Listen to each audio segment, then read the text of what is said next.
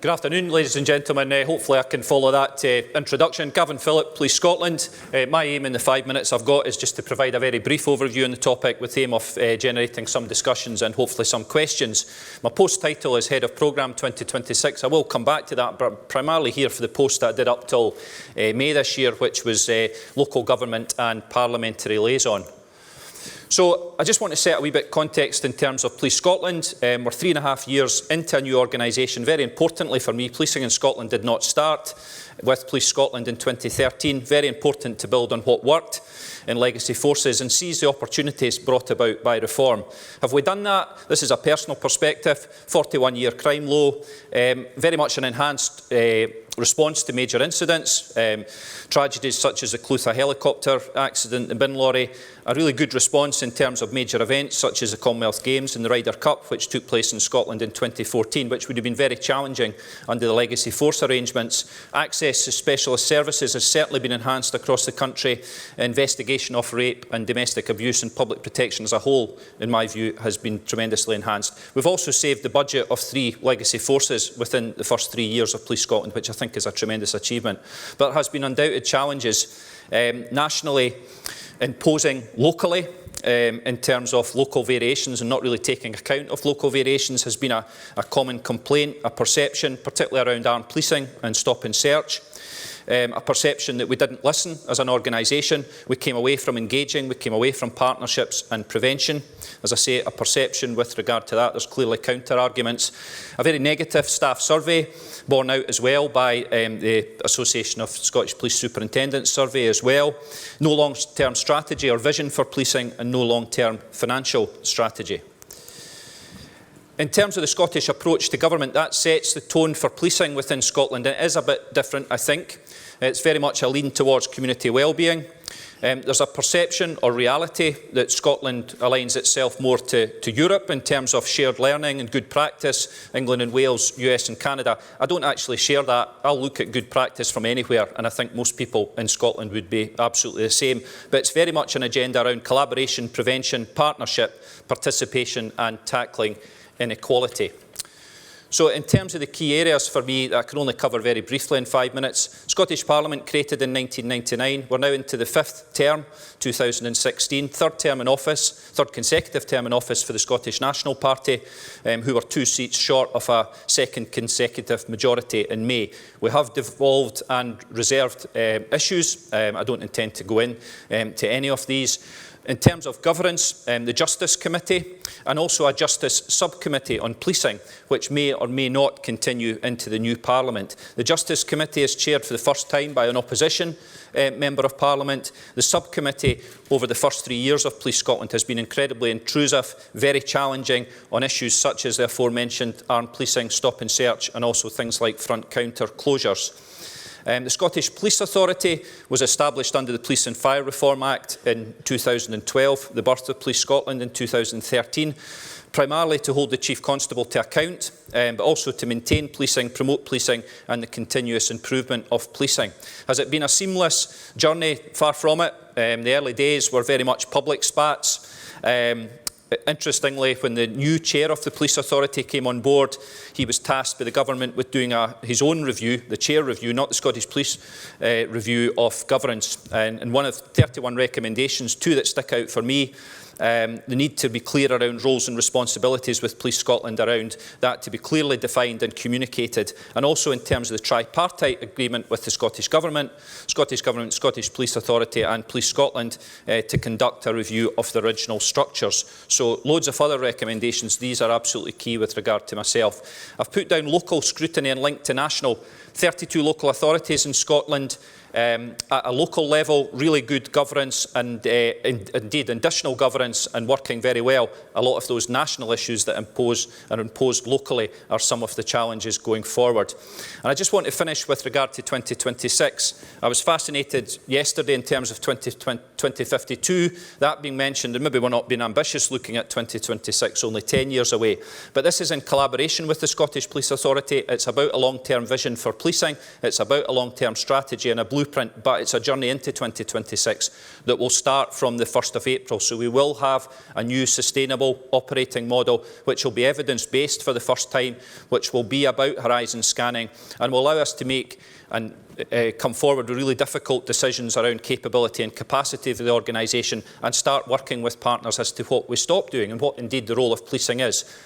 Running right throughout that, very importantly, is around culture and leadership, because in terms of transformation, that for me has to sit at the heart of it.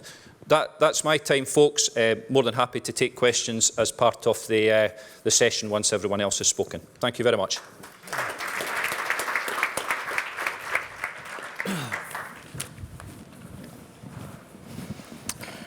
Good morning, everyone, or good afternoon as it is now.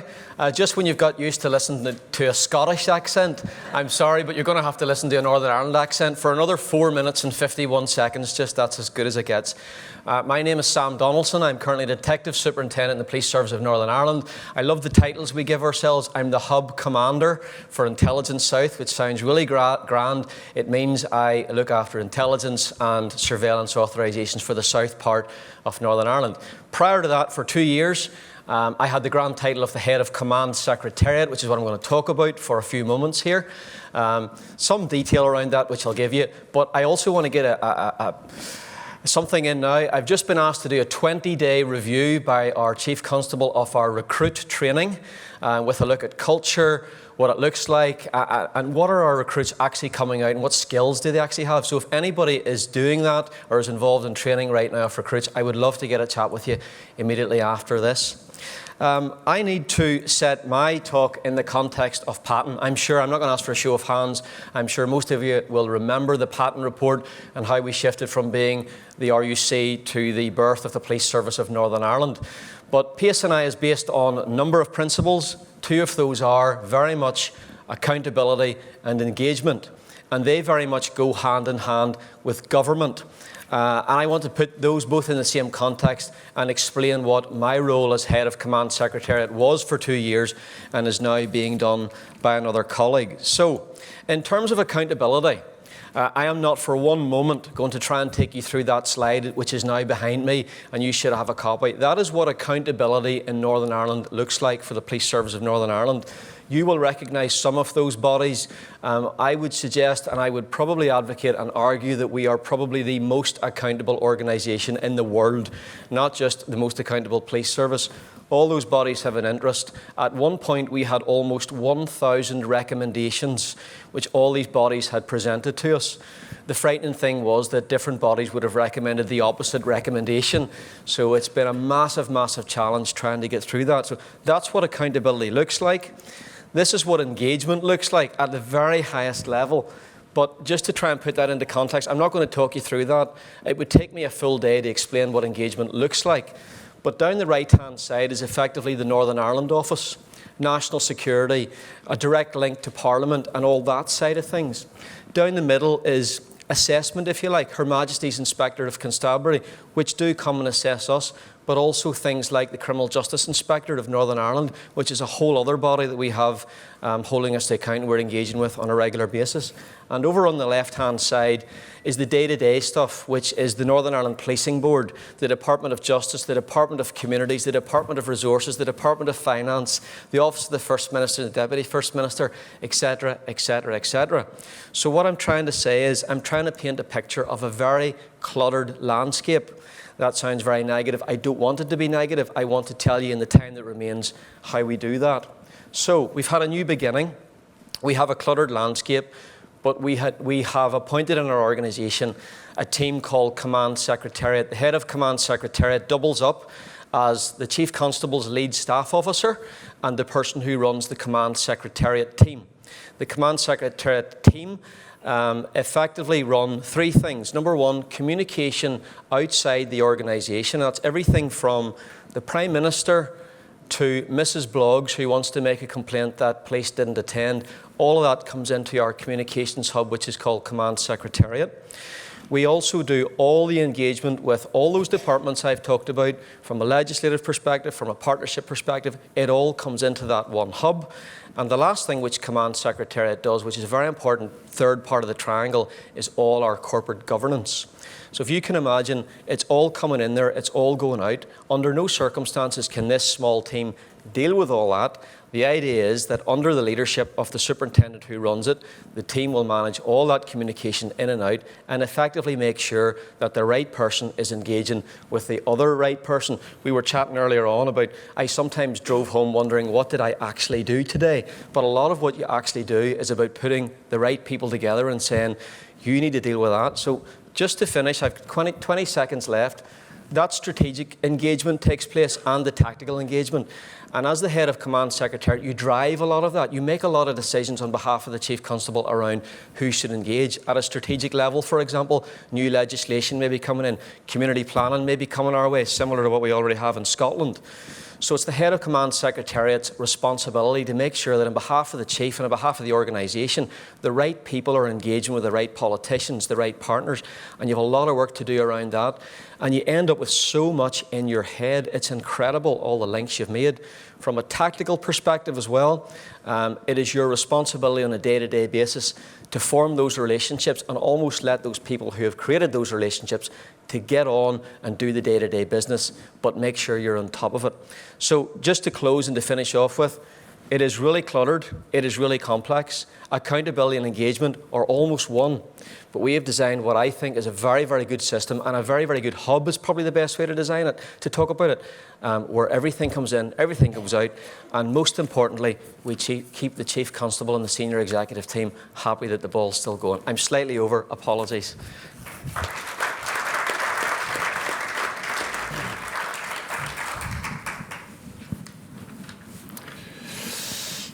Good afternoon, everyone. Alun Thomas from Gwent Police. My current role is I'm the Police Liaison Officer representing the 4 police forces in Wales in Welsh Government.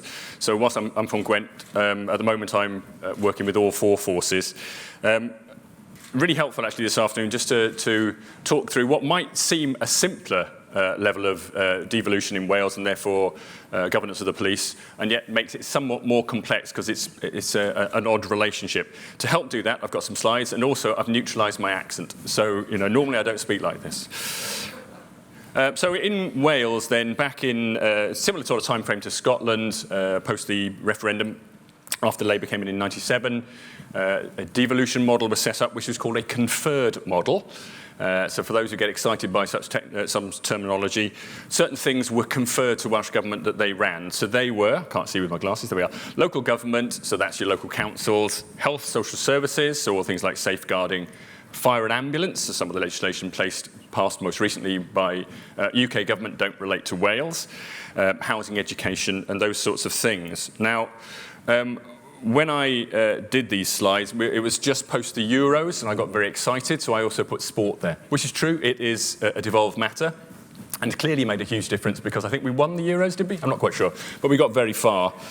It seems a dim, distant thing now, although as we vanquished the mighty Moldova earlier in the week, it's still current, isn't it? Okay, so I wanted to emphasise some of the similarities and differences then. The majority of you are from English forces, so similarities are with the English forces and the differences as well. So we are in the Home Office fold.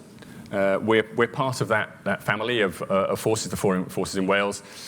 But government departments like Department of Health, Education, Transport, DCLG, etc., don't impact on Wales. They have no governance over Wales at all. So policing and criminal justice are not devolved. They are part of UK government, so we're part of, the Home Office.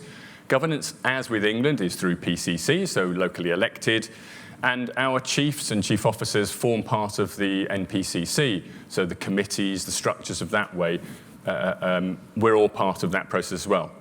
But because of the differences, where we overlap massively with devolved areas within Welsh Government, we are also different. So, as I said, health, safeguarding, resilience, transport, all those are devolved to Welsh Government. And therefore, a lot of our relationship, a lot of my relationship, but our individual force relationships is with Welsh Government. So things like some of the major policy leads on mental health, which we've had during this conference, safeguarding boards, road safety strategy, and also governance with the Fire and Rescue Service, so the most recent bill which is looking at the ability for PCCs to govern fire and rescue services does not relate to Wales. So that's where we've got to take cognizance of that. So Welsh Chief Officer Group, which is almost like a parallel body in some respects, it's just a group of the chief officers in Wales meeting together, also have portfolio leads that parallel some of the English ones or the NPCC ones in order to make sure we take account of differences in policy and legislation within Welsh Government. And I'll come on a little bit more detail in just a moment about the fact that it's this important that this is reflected within the NPCC nationally, that they're aware of it, College of Policing, HMIC and other bodies as well, and particularly the Home Office. So, where's the future going? I mentioned the conferred model. That's moving over within the Wales Bill, which is taking an awful long time to produce at the moment, probably to a reserved model. And the difference is that everything goes to Wales and Welsh Government other than things that are reserved by UK Parliament, so CT. But policing and the criminal justice system is going to be a reserved thing. So that's going to be retained with the Home Office and UK Parliament and MOJ. But there is, despite that, a growing body of Welsh legislation. We've had a number of things like the VAWDA-SV, so the Violence Against Women, Domestic Abuse and Sexual Abuse Act, which is aimed at devolved services such as social services or health, education. But because of the subject matter, we have a huge crossover into that. That body of growing Welsh legislation needs then to be reflected in UK or England and Wales-based policies, etc. So criminal justice world, a number of bits of legislation are going to grow so that lawyers, etc., within Wales will have to take cognizance of different laws that relate to Wales. And the Home Office, Ministry of Justice, NPCC, College of Policing with its APPs needs to take account of the fact that regulations and guidance within Wales will inevitably be different than it is in England. Similarly then, HMIC and IPCC need to take that into account when they're inspecting or when they're investigating things that are going on in Wales. So that's just, in a very brief nutshell, the differences that exist at the moment between England and Wales. Thanks.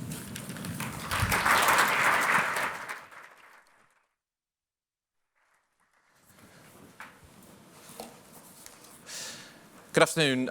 In terms of accents, I just want to clarify, I can't do the Manc accent, so I'm going to speak in my native tongue, which is Black Country and not Brummie. I just want to get that out of the way at the start. What I want to do in my short time is just start off by slightly contrasting the devolution agreements in Greater Manchester in terms of those that we've just heard about.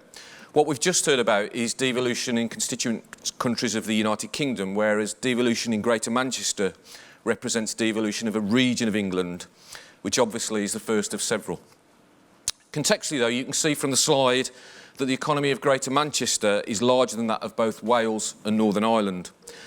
That economy at this time takes £4 billion more from the Treasury in the provision of welfare and public services than it actually puts in terms of taxes. And that was the starting point for the call for devolution in Greater Manchester. And the overall vision for Greater Manchester is for it to become a net contributor to the UK economy by 2020.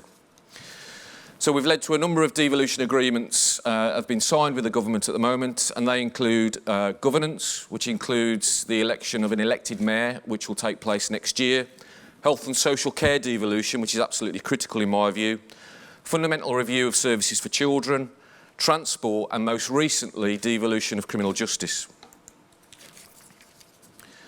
As you probably expect, the governance landscape, as we've heard already, is pretty cluttered, and that kind of gives an indication of how it looks in Greater Manchester. In respect of the combined authority, we currently have an interim Metro Mayor, as they've become known, and that interim Mayor was elected by the 10 council leaders within Greater Manchester. That happens to be the current Police and Crime Commissioner. So at the moment, for GMP in terms of governance, little has changed. That said, next May sees the election of the first elected mayor, and that mayor will become the 11th leader in Greater Manchester, so it's slightly different than, for instance, the arrangement in London, and time will sort of show how that will play out. At that time, the Office of the Police and Crime Commissioner will merge into the Combined Authority, and the mayor will take over the functions of the Police and Crime Commissioner. So inevitably, there's going to be some uncertainty around in that regard over the next 12 months or so. The Reform Board that you can see on the slide is a key forum. That's chaired by the interim mayor. It brings the 10 council chief executives, the chief constable, the chief fire officer, leaders from the health and social care environment, and others together to drive and govern the reform programme. The lower box is the various reform programmes that are taking place in Greater Manchester, and GMP is actively involved in all of those. And I just wanted to focus on one of those to sort of highlight the opportunities that it brings. And GMP, as I'm sure most of the forces represented in this room, have been really engaged in the Crisis Care Concordat. And there's no doubt that that has seen certain improvements, but we're starting from a really, really low base. But through the Mental Health Partnership Board that we have, there's a whole Greater Manchester strategy being developed which covers prevention, access to services, commissioning, integration and sustainability. It also allows us to look at the Greater Manchester system from a whole scenario and ask certain questions. For instance, is it really beneficial from a Greater Manchester point of view that we have 4 mental health trusts? We've developed a set of principles that all agencies and stakeholders have signed up to, and I just want to focus on the first principle, that in my view recognises that for too long we've operated as separate public sector organisations dealing with separate presentations of need. We've focused on the deficits of individuals, families and communities, and that's often been our starting point for our responses. This new approach aims to turn that on its head. We all know, for example, through the Troubled Families approach, we're focusing on the strengths of families and individuals to help them deal with their problems, to help them become self-reliant and thus to reduce demand on public services. But it has to go beyond individual programmes. It has to go beyond what we've traditionally called community engagement. So, for instance, we're trying to fully understand our communities and the assets within them and connect them up to individuals. And in doing so, we've seen some great examples of where this can assist in transforming people's lives and reduce the demand for public services. The third principle builds on that through an attempt to provide comprehensive and integrated public service provision at neighbourhood level. We've created place-based integrated programme supported with £2 million worth of funding from the Police and Crime Commissioner that is bringing public agencies, frontline workers together in neighbourhoods. We have a programme to roll that out through 2016 and through 2017 across Greater Manchester. And so for GMP, for example, this means the likes of our neighbourhood inspectors, our neighbourhood beat officers and our PCSOs co-located and integrated with colleagues, including those from adult services, children's services and critically those from the health and social care world. This slide is probably one of the most used slides across Greater Manchester, and it recognises the absolute interdependencies between health and social care reform and the wider reform of public services, which for a while were on separate tracks, risking duplication and underutilisation of the full benefits. The different bubbles represent the crossover and ambitions in terms of universal services, frontline provision, neighbourhood provision, and that at the borough level. The second bubble, for example, recognises that all services, as I've said, at the neighbourhood level have to be fully connected. And GPs, for example, are critical to this. They, on average, report that 40% of their presentations at surgeries are non-medical related, yet they try to deal with that with a medical a medical response. They're beginning to see the opportunities provided by sharing information and working together with other agencies in their neighbourhood. There's no doubt in my view that reform of services in a devolution landscape is extremely challenging. In policing terms, the risks, for instance, of politicisation in terms of the elected mayor is potentially greater than it has been around PCCs. But I think, as Gary indicated this morning, there's certain opportunities around that as well. I think the code of ethics and the oath of office in that regard become uppermost in our minds. I do believe, however, that devolution offers a real opportunity to create a more singular reform public service which will fundamentally improve outcomes for people, families and communities, whilst at the same time and crucially start to consistently reduce demand on public services. Thank you.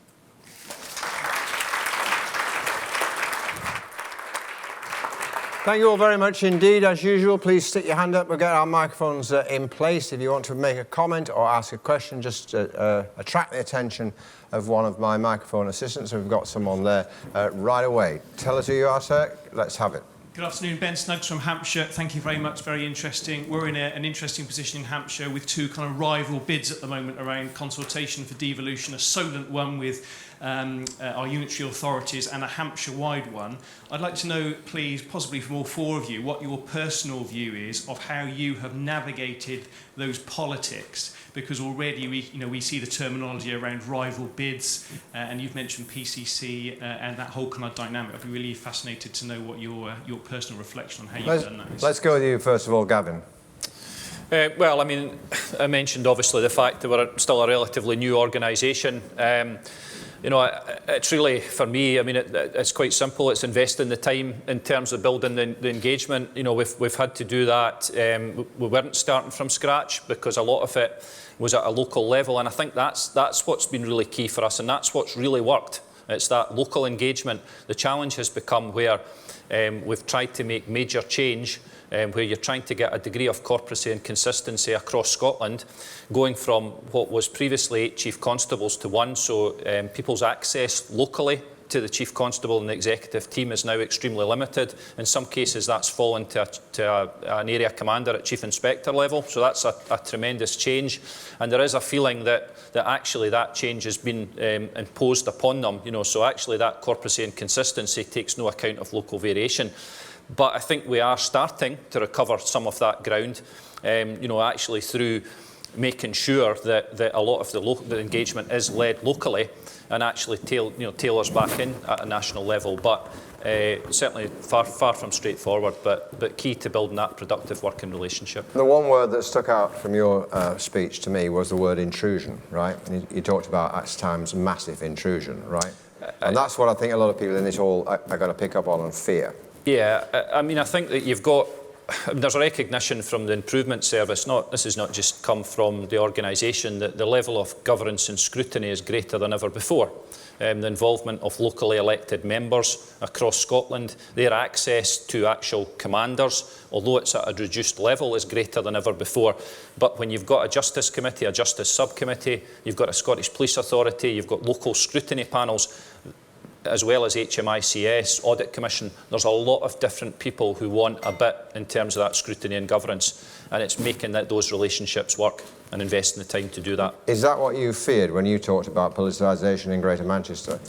Or the possibility of it coming at the election of a mayor who may or may not be, well, it doesn't matter who it is. I think so. I think the issue around the mayor for me is that there's likely to be a far greater turnout for it, and I think that is going to make things more political to a degree. So it's a risk. I wouldn't say any more than that. But in terms of the question, I think we're fortunate in Greater Manchester to a degree, and having worked in another force for quite a long time and gone to Greater Manchester, they had something called the Association of Greater Manchester Authorities, which came into being in 1986. So and it's sort of confined to Greater Manchester, so it's kind of easier than the issue that you're referring to. And I know sort of colleagues from Yorkshire, West Yorkshire isn't quite big enough to sort of go it alone, and so you start crossovers with other authorities. That's when you get a number of PCCs involved, the democratic accountability issue. So I think it is somewhat easier in Greater Manchester, and that I think is why we've had the first devolution agreement. But I think, I've got to be fair, I think the political leadership is really joined up. I think there's a joint vision of what they want in Greater Manchester. So the political landscape, I think, is absolutely crucial to what will go on across the country in England. Alan, do you want to respond to your question? Yeah, I mean, the relationship in Wales is somewhat different because we have PCCs. So, if you like, that they're conforming in some respects to a Home Office agenda, because that's where they were set up. And then Welsh Government has had, up until now, a particular stance over the continuation of PCCs if policing was ever to be devolved, which is that they wouldn't have them. And therefore, the relationship between the police and government in Wales, there's no direct control, so it tends to be we do the things collectively that we want to do, which is great because you have a very positive relationship because you're working on things that you have a mutual desire to do. But if there isn't a mutual desire to do something, that can create an impasse, which can be frustrating. So some of the things, the examples, for example, in GMP, if you were looking at social care and the working together, because social care and the healthcare is a devolved issue, that's with Welsh Government, we have to be one of those ones where you want to work together in order to get that the ability to combine and link those services. So it's a bit of swings and roundabouts with us. There's some very positive things around that relationship, because it's not a command and control one, it's a wanting to work together one. But it has that frustrations on occasions that you can only do so then on the things that you're going to agree to do. Sam? John, I would say in some respects, policing is the simplest career you could ever choose. It's so simple, it's so basic, what's expected of you is there for all to see. But the people who make policing complicated are often us. We make it really, really complicated. And from another perspective, policing therefore is extremely complicated. And don't get me wrong, other people make policing complicated as well. Northern Ireland is a very complicated place to police. I'm not saying it's any more complicated than everywhere else. It's got different issues and different challenges. There's not a day goes by when I don't think about a decision that I make, or even a word that I say. How will this be interpreted by politicians? And more importantly, how will this be interpreted by this group of politicians and by this group of politicians? Which almost paints a really negative picture. However, one of the things that we've done recently, and I'm going to commend my Chief Constable for doing it, for years and years we've seen that kind of engagement as a challenge. We've seen it as very difficult, and we've seen it as almost something that you almost have to back off from. And he's changing that whole culture. And what he's saying is accountability and engagement, and that collaboration, which is a key word which I'm sure you all use from time to time, is actually what your job is about. And if you don't engage with these people and you don't talk to them on a day-to-day basis and you don't collaborate, how can you actually do your job? You've got to do it. But underpinning all of that is that you've got to remember every decision, every thought, every word almost, you are a police officer. And when you stray into that world of politics, you make an error. So focus on the engagement, focus on the collaboration, but make sure the line's clear where you stop and they, i.e. the politicians, start. Do you want to come back? That's right. I've got any more questions from the floor? I've got one over here. Can I just, while we're getting the microphone there, put a general question to all of you? I'm trying to make this as simple as I can, because it is a complex issue and you've all got very different sort of situations. But looking at it as a bystander, isn't there a danger? I mean, to say, oh, devolution is great because it gives people greater power locally, etc., greater say in their affairs, etc., etc. It all sounds wonderful. But isn't there a danger at the end of the day that what we're going to finish up with is a sort of postcode lottery of police services in the UK? And, you look at the UK, you imagine that actually one standard fits all, and arguably many people say it should. What we're going to finish up with is some sort of postcode lottery. I mean, you in Wales are sort of right in the middle of all that, aren't you, really? I mean, you're sort of in, but you're not. Yeah, I mean, there are some examples of that at the moment where, if you're looking at children in custody, for example, we're doing some work with Welsh Government at the moment about the provision to try and reduce the number of children in custody. You've already got, in some respects, a postcode lottery because of the facilities that different local authorities have. That's going to be the same in any other parts of the UK as well. But the difference being that if there is a drive in one part of the UK, particularly say in an area of England, that doesn't necessarily cross over because it's not the same driver working within Wales. So I think it accentuates probably a problem that exists across the UK anyway. But it's one you can live with, and it has its advantages locally. It has some advantages, but it can lead to some inconsistencies as well. Yeah. Sam? John, can I say that the term postcode lottery is a negative term?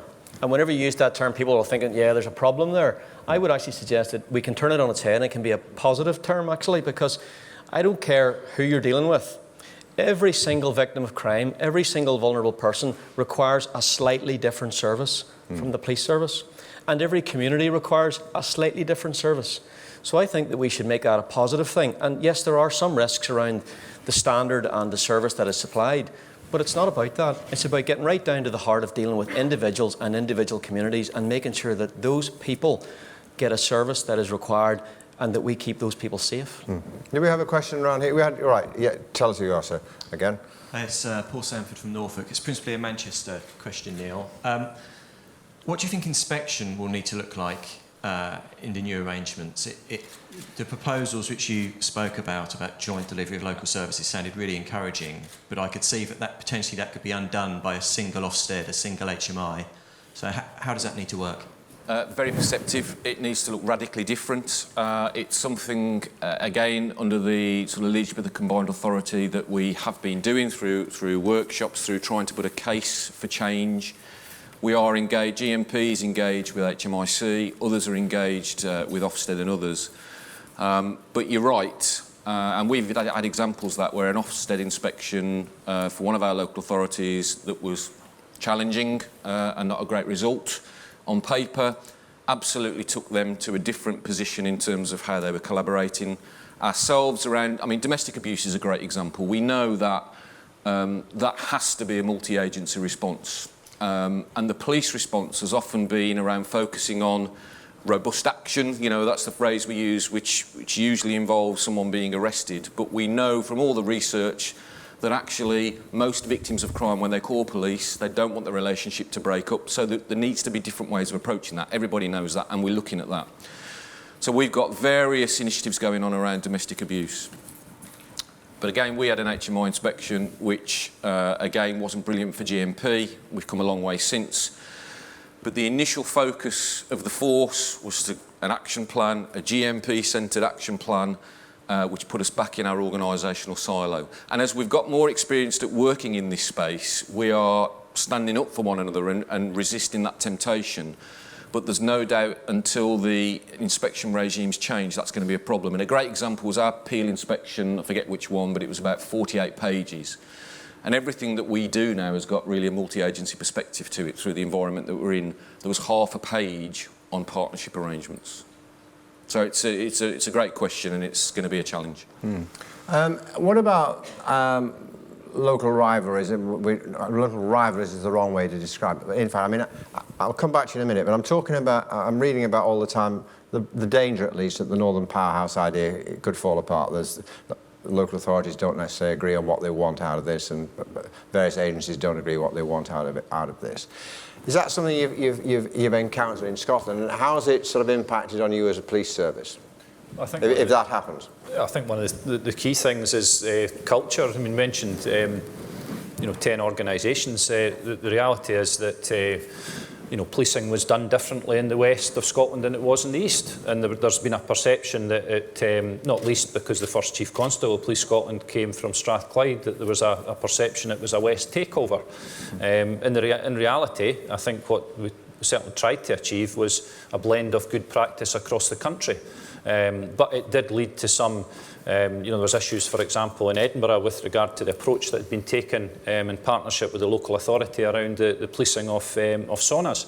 And, there was a bit of an imposition of what had worked elsewhere in the country being imposed on Edinburgh and not taking account of local variation. Yeah. I was intrigued also by what you said. I mean, if it's working well, and you did cite examples of why it's working well, crime's been reduced, you're saving the budgets of three forces, etc., etc. But the staff survey suggests that your colleagues are not exactly hunky-dory about this. No, I mean... And why aren't they? Probably not being involved, not feeling valued. I mean, this is the whole staff survey as well. Is that any different now to what it was before, though? I mean, is the key question. There's due to be a pulse survey, which will basically reassess where we are as an organisation. That will come out October, November time. We would certainly hope that there's been a tremendous amount of work done in the last year since the results of that survey. There's also a superintendent survey as well, which matched a lot of the findings. I mean, I don't think some of the findings were any great surprise. It was significant change, and with any change programme, there's going to be people feeling unsettled. But some of the things that really came through was around leadership, around values, about not being involved and not being brought along in the journey. Could you put your hand on your heart, Alun? I mean, it's a question, it's not a statement. Is the public better served with the system you operate now, with the level of devolution you've got now? It's very tricky. From a policing point of view. I think it's almost neutral in some respects, because it neutralises some of the benefits that we could have from a devolved policing, and yet Wales is quite a small place, and therefore we get some net benefits from the support and from Home Office. I think one of the big areas of concern that I have is, if like a general level of ignorance around the level of devolution, even within some of the central departments. And I've had conversations and work now with, say, College of Policing, for example, over their programme of doing authorised professional practice, a guidance and direction to the police. How much do they know of the areas that are devolved? And therefore, when they're drawing up authorised professional practice, does that impact on England and Wales, or just England? And it depends very much on each one. So would you be better off devolving the whole thing to Wales, do you think? I mean, the police service to Wales, in addition to all those other services. That's a very political one, and it's quite a split. I mean, I think amongst the PCCs in Wales, it's a pretty uniform view. I think Welsh Government would like to have policing devolved. The chiefs, and therefore I probably best take my lead from them in some respects, have remained fairly neutral, not all, but fairly neutral over it. I mean, and our stance has been, from an operational policing perspective, it is not for us to determine that sort of political landscape. It is for us, or to frustrate it to that extent. It is for us to work within it to ensure, as the point has been made around Northern Ireland, that the citizens of Wales have the best possible policing service. And that was the question I asked you. Do you think they do? As I say, I think it's fairly neutral. OK. We're not getting an answer on that. I understand. Tell us who you are, sir. Hello, Craig Downham. I'm part of the Devon and Cornwall and Dorset Strategic Alliance at the moment. And I think the question's probably aimed at Scotland. We had some questions to the Policing Minister around forced mergers, and I think there was a general theme in the room that it's actually quite difficult, the space that many of us are in, around collaborations when you're reporting to different chief officer groups, different PCCs. So I suppose I'd be interested in the reflections from Police Scotland, really, in what must have been quite a traumatic change process, bringing together all the different forces. And how important has it been, how effective has it been to have one chief constable, presumably one set of chief officers, in bringing together all those various ways of working, cultures, legacies, and so on? I mean, this can only ever be a personal perspective. I suppose since Police Scotland, I've done 3 national roles, so I've had a lot of exposure to the Force Executive. I mean, one of the challenges right away, I suppose, I can't remember the exact numbers, but 10 legacy organisations have 10 chief constables and then an executive team. You're suddenly going down to 1 chief constable, 2 deputy chief constables, now a director of transformation. So publicly, you know, key organisations such as the government, such as the Justice Committee, actually the access to the Chief Constable can be very difficult. He is only one person, and each person wants a bit of him.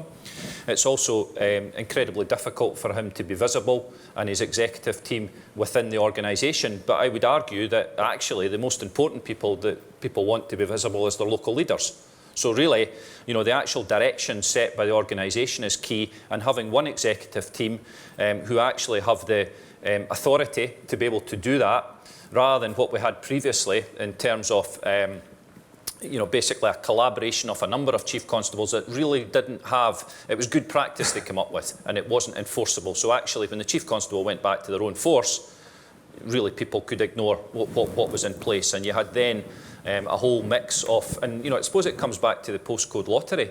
You know, one of the key things with regard to reform was a more equitable spread of specialist services. So actually, by having one chief constable and one executive team, I think we have really achieved that, you know, in things like armed policing and things like missing person searches in terms of helicopters. So if people need that within communities, it is more easily accessible, and there's a decision-making process that's a lot more simplified.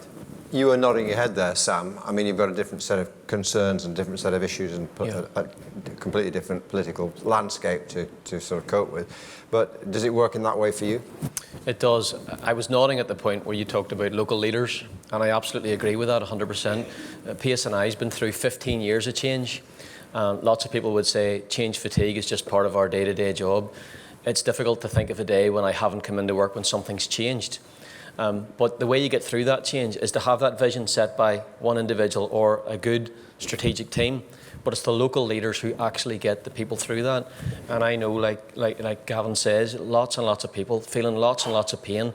And our surveys down the years have been pain, pain, pain. And a lot of it has been change related.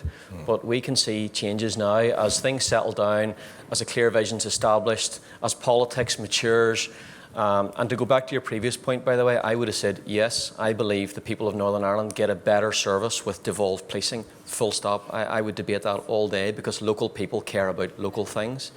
That's a personal view as well. Does it not worry you ever that to give so much power to one person is not necessarily a good thing?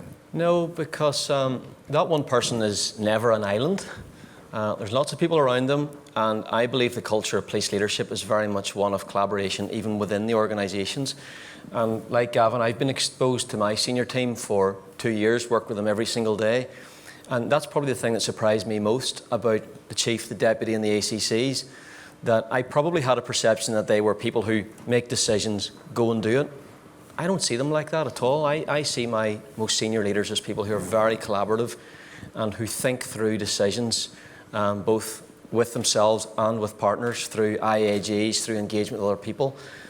I don't see that risk at all, John. Okay. Can I just add to that, John, around the concentration of power in one individual? I think the issue of the mayor is going to be interesting and important. And, you know, it was one of the conditions of devolution, as I understand it, that for devolution you've got to have a mayor. But it's going to be very different than perhaps we understand it. So I referred to the mayor in Greater Manchester when he or she is elected is going to be the 11th leader. So they're very, you know, very conspicuous at referring to the 11th leader, and that the 10 local authority leaders as well, who are elected by their communities, are part of that cabinet.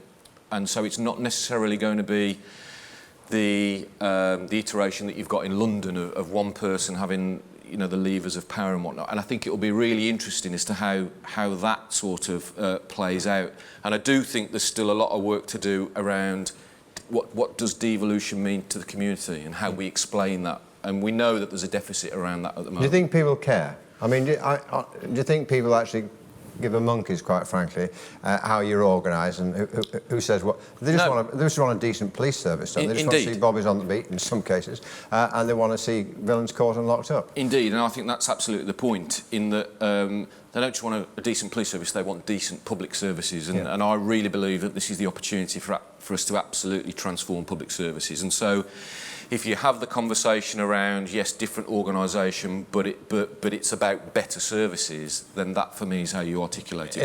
Isn't there a sense, I mean, call me cynical, but you could argue, couldn't you? It all sounds hunky-dory, as I say, devolve power, give it back to the local people, let local people have a bigger say in their affairs, etc., etc. But another perhaps cynical way of looking at it is it's government shifting the blame. So it's not don't blame me, blame that guy in Manchester.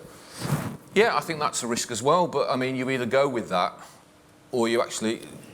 In this, there are challenges and there are opportunities, and it's about balancing the two and taking on the challenges, yes, but absolutely grasping the opportunities, and I think the opportunities are there to be had. But we still have, and I'm just picking up on something in the paper this morning. I mean, there's by no means universal sort of enthusiasm for this. I was just reading the paper this morning about the North East having rejected the proposal by the government for devolution there by a very narrow majority. They've nevertheless done it. There's some scrapping, as I understand it, in the North West between various agencies and various councils as to what should happen in the future. It's a long and complicated process, isn't it? Yeah, I mean, I can only speak on what I see in my experience, and I've been sort of seconded to the Combined Authority for 2.5 years, and I think I differentiate it between Greater Manchester and the Northern Powerhouse. Yeah. And I did say that I think we're fortunate in Greater Manchester in terms of the collaboration that's been going on with local authorities over 10 years. You know, GMP have been fully embedded in that, as have the fire service. So I think it's absolutely about the context that you're absolutely in as to whether devolution's a good thing, how it will work, what the system needs to be. But I think I'd contrast it between devolution of Greater Manchester and the Northern Powerhouse, because I think that's where the debates will be about how does Greater Manchester interact with Merseyside. That's kind of where I think there'll be more disagreements and vying for power potentially. Have we any more questions from the floor? We have a question here. Remind us who you are. Ruth Price from Gwent, Head of Professional Standards, which is relevant to my question. So, heard quite a lot about the impact on our effectiveness or perceived effectiveness, but I was just wondering whether you've got any views on whether a closer relationship between politics and policing has either a positive or negative effect on our legitimacy in the eyes of the public. Who do you want to direct that at? Everyone? Pardon? Everyone? Yeah, if anybody's got any... Oh, who's not spoken for a while? Sam hasn't spoken Can I start by saying I referenced Patton, the Patton report at the start, and legitimacy was a key term in Patton. And I think the answer to your question is, and I'm sorry to be blunt, is absolutely yes, without a shadow of a doubt. And again, I would debate that all day. How do you measure that? Well, I mentioned accountability there. And if you look at PSNI and look at the accountability framework, it looks like a complete mess. It's a sham. There's levels of accountability everywhere. But if you make a decision and almost think that when I make this decision, what would I do, or what would I do in these circumstances if a group of public representatives, whether they are politicians or independents or otherwise, were here in this room right now? That's accountability. And it's back to the point you asked, John, about whether chief constables and people like that can be an island making decisions on their own. I don't think they can. And I think if you have that culture where you know you're accountable for what you do, your integrity's on the line here, and you've got to do it with a heart and soul for keeping people safe and delivering good policing. Political engagement in policing. As long as there's a line where we as a police service know the line that we can't cross, I think it's really, really positive, and I see so much change in Northern Ireland in recent years. Where we need to go where Scotland have gone now in terms of collaboration. We've got all the relationships and all the engagement. What we need is the collaborative approach, and that's what we're working on. Alun, do you want to address that one? Yeah, it is. It's a thorny issue. Again, it comes back to some respects what I was saying about, we are politically neutral in these things, and we work within the environment within which we work within. But we've got to have that moral compass, which means that whatever structure we have, and it will vary, it will probably vary again in another 10 or 20 years' time, that we believe that we're going in the right direction, and we counter if we feel that the political side of things are dragging us off in one particular direction. We've got to try and curb that and control that within the legislation, the framework that we have to do so. It's not a police state, therefore we operate within that civilian type environment. I think there are some real dangers. I've always personally felt that around that local accountability. And in some respects, some of those things we had concerns around was that having it so local that actually PCCs, for example, didn't care about the national picture of stuff.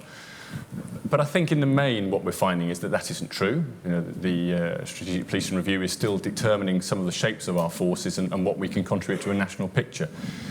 So we'll probably find the balance. But if we find that in 4 years' time we have another PCC that comes in that has a different view on things, that drags us in a direction we're uncomfortable with, each individual force then has its own, if like, its moral compass, where the chief officers have to stand up to that to try and make sure that we maintain that moral balance in the direction we're going. Final word from Neil, final word from Gavin. Yeah, I mean, I agree broadly with what Sam said, but it's why I referred to the Code of Ethics and the Oath of Office, because we are working closer than ever, both at the strategic level, at the Greater Manchester level, and in our boroughs with local authorities and other partners. And so we've got a joint vision. But public protest is a great example. As I say, it's why I referred to the Oath of Office. We act, it's our oath to act without fear or favour. And public protest is a great one where you might really be at loggerheads with the local authority about what they want to take place, and you come under pressure to impose conditions.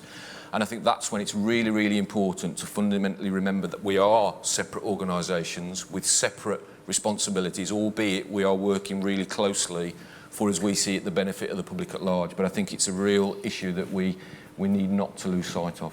Gavin? When I was doing the parliamentary liaison role, I invested a lot of time in speaking to the Justice spokespersons. What was clear for me is that you needed to be clear on their roles and responsibilities.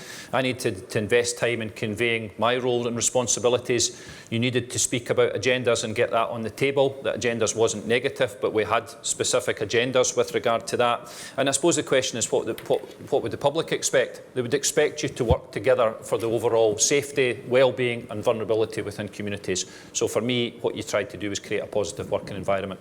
You happy with that response? Anything you'd like to add? No. You're all done. OK. Ladies and gentlemen, thank you very much indeed for your questions and your comments. I'm sure you'd also like to thank our panel. Thanks very much indeed.